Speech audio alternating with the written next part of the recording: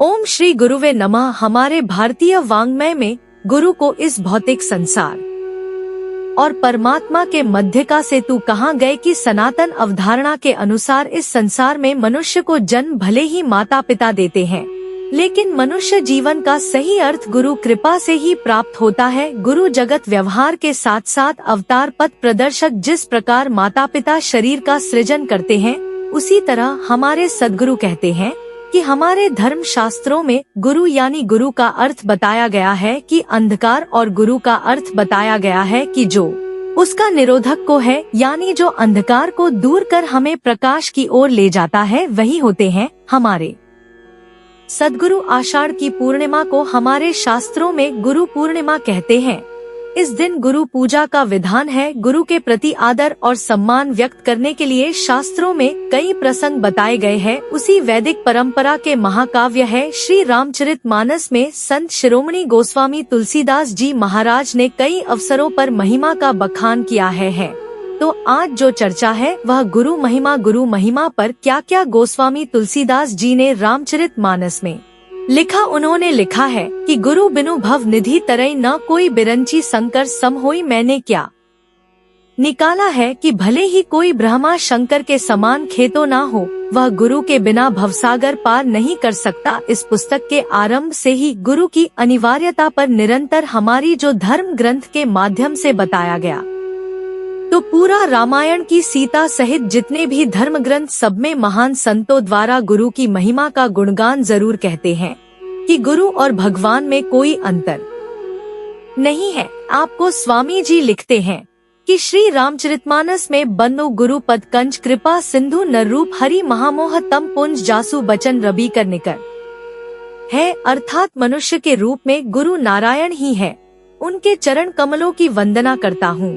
जैसे सूर्य के निकलने पर अंधेरा हो जाता है, वैसे उनके बच्चों से मोह रूपी अंधकार का नाश हो जाता है। कि अब यहाँ पर यह बात भी ध्यान रखने योग्य है कि किसी भी प्रकार की विद्या हो, अपना ध्यान हो, उसे किसी दक्ष गुरु से ही सीखना चाहिए। जब तप यज्ञ दान आदि गुरु की दिशा निर्देश में निरंतर उसकी जरूरत है, क्योंकि विधि पूर्वक किए गए सभी शुभ कर्म व्यर्थ ही सिद्धि जिसका कोई उचित फल परिणाम नहीं मिलता है, वह अहंकार की दृष्टि से किए गए उत्तम माने जाने वाले मनुष्य के पतन का कारण बन जाते हैं। ऐसे में कि एक बात तो आपको मानना ही पड़ेगा है कि आज के भौतिकवादी युग में भी सद्गुरु की आवश्यकता तो हमें हर पड़ का सबसे बड़ा तीर्थ तो गुरुदेव जी, जिनकी कृपा से हमें जो फल है वह अनायास ही प्राप्त हो जाता है। ओम गुरुदेव का निवास स्थान शिशुओं के लिए किसी तीर्थ स्थल से कम नहीं होता है। अपुन क्वेश्चन मृत्यु गंगाजल के समान होते हैं,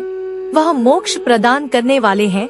गुरु से इन सबका फल अनायास ही मिल जाता है। जी हमें मिल जाता है। ऐसे गुरु की महिमा हमारे सनातन धर्म संस्कृत में बताइए। और को गई कि तीर्थ गए तो एक फल, संत मिले फल चार, सद्गुरु मिले अनंत फल। कहत कबीर विचार में परसों तब होता है जब हम पाश्चात्य का अनुसरण करते हुए अज्ञानतावश इस भौतिक जगत को परम सत्य मान लेते। किसी गुरु से ज्ञान प्राप्त करने के लिए प्रथम आवश्यकता है वह समर्पण भाव से गुरु शिष्य को प्राप्त होता। इसको अपने सर्वस्व श्री गुरुदेव के चरणों में समर्पित कर देना। मैं इसी संदर्भ में ऐसा भी उल्लेख मिलता है कि यह तन विष की बेलरी और गुरु अमृत की खान सीस दिया। जो गुरु मिले तो भी सस्ता जान ज्ञान गुरु से भी अधिक महत्वपूर्ण को पर उनके संदेशों को नहीं मानते हैं। उनके जीवन में और समाज में शांति बनी रहेगी कि हमारे जो सतगुरु है वह एक ऐसे व्यक्ति हैं जो अपने शिष्य को सभी प्रकार के ताप से रक्षा करते, चढ़ाकर शेष के दैविक और भौतिक तीर वैकुंठ धाम में पहुंचाने का दायित्व होता। हम सद्गुरु शब्दा हमें हमारे जीवन में आनंद प्रदान करते हैं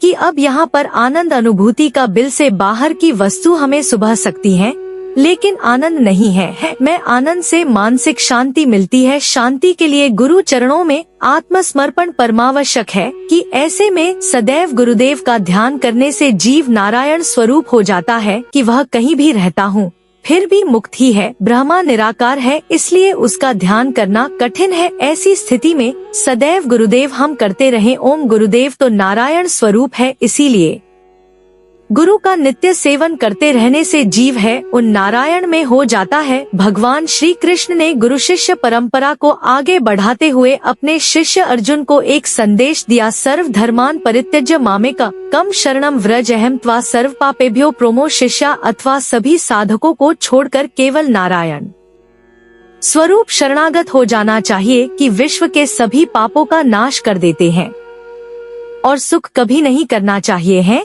जिनके दर्शन मात्र से मन प्रसन्न हो जाता है, अपने आप धैर्य और संगतियाँ जाती है हमारे जीवन में, वह हमारे परम गुरु हैं कि रग रग में ब्रह्मा तेज हो जाता है। जिनका मुखमंडल में हो चुका है, उनके मुखमंडल से ऐसी निकलती है कि जो भी उनके समीप जाता है वह तेज से प्रभावित हुए बिना नहीं रहता। उस ग्रुप से निकलती अब स्क्रीन को भी नहीं बल्कि अब तो पशु पक्षियों को भी आनंद सम्मोहित करने हैं कि उनके दर्शन मात्र से ही मन में बड़ी प्रसन्नता और शांति का अनुभव होने लगता है। अपने मन की संपूर्ण उद्विग्नता समाप्त हो जाती है। ऐसे परम गुरु को गुरु बनाना चाहिए अनिवार्य की गुरुदत्त की प्रशंसा तो उस समय शास्त्र। देखिए, इस पर के अस्तित्व में मतभेद हो सकते हैं कि तो गुरु के लिए कोई मतभेद आज तक उत्पन्न नहीं हो सका कि गुरुकुल सभी ने माना है। प्रत्येक गुरु ने दूसरे गुरु को आदर प्रशंसा एवं पूजा सहित पूर्ण सम्मान दिया है कि हमारे भारतवर्ष के बहुत से संप्रदाय तो केवल गुरु वाणी के ही आधार पर कायम है कि गुरु जो नियम बताए उनको यह ऊपर श्रद्धा से चलना उस संप्रदाय के शिष्य परम कर्तव्य है कि गुरु का कार्य यकीनन नैतिक, आध्यात्मिक, सामाजिक एवं राजनीतिक समस्या को हल करना है कि महाराज दशरथ के दरबार में गुरु वशिष्ठ से भला हम सब कौन नहीं परिचित है, जिनकी सलाह के बगैर दरबार का कोई भी कार्य नहीं होता था। गुरु की भूमिका भारत में केवल आध्यात्मिक धार्मिक तक ही सीमित नहीं रही है। इस बीच पर राजनीतिक विपदा आने पर कि तमाम पुष्य गुर्जरों ने देश को उचित सलाह दे करूं विपदा से उबारा है। यह कहने का भाव है कि अनादिकाल से गुरु ने शिष्य का यह क्षेत्र में व्यापक प्रेम समग्रता के साथ मार्गदर्शन है। अतः सद्गुरु की ऐसी महिमा के कारण उसका व्यक्तित्व की तमाम धर्म ग्रंथों में माता पिता से ही ऊपर बताया गया है। गुरु तथा देवता में समानता के लिए एक श्लोक पुलिस की चर्चा होती है, वह है कि यस्य देवे परा भक्तिर्यथा देवेत्था, जैसी भक्ति की आवश्यकता देवता नियुक्ति गुरु की युति है, बल्कि सद्गुरु की कृपा से ईश्वर का साक्षात्कार भी संभव है। गुरु की कृपा के अभाव में कुछ भी संभव नहीं है।